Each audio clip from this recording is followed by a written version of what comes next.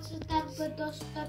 Бүгүн мен сиздерге Майпаң Амалак жана Шуреянын туулган күнү жөнүндө айтып бермекчимин.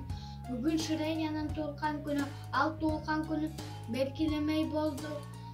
Чоң ата, досторум качан келет? Досторум 10 мүнөттөн кийин келет. 10 мүнөт деп үшкүрдү Шурея. Бир кезде эшиктин коңгуроосу шыңырап, Шуреянын чоң атасы эшикти көздөй жөнөдү. Эшикти ачса, Шуреянын достору Амир, Лаура, Зеб, Зибо,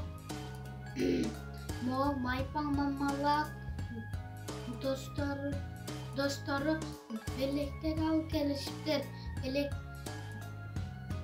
Шуреянын туулган күнү менен куттуктап белектерин беришти.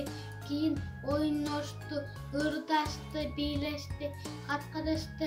Шуреянын чоң атасы кем коймак жейт деп сурады. Балдар сүйүнгөнүнөн колун көтөрүп секиришти. Бир кезде эшик дагы бир жолу шыңырады.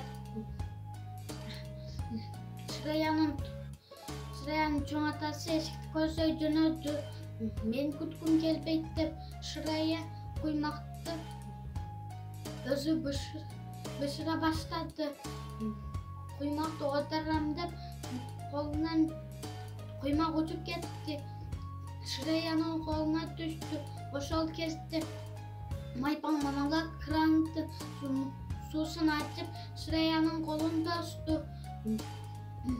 Бир кезде Шуреянын чоң атасы келди.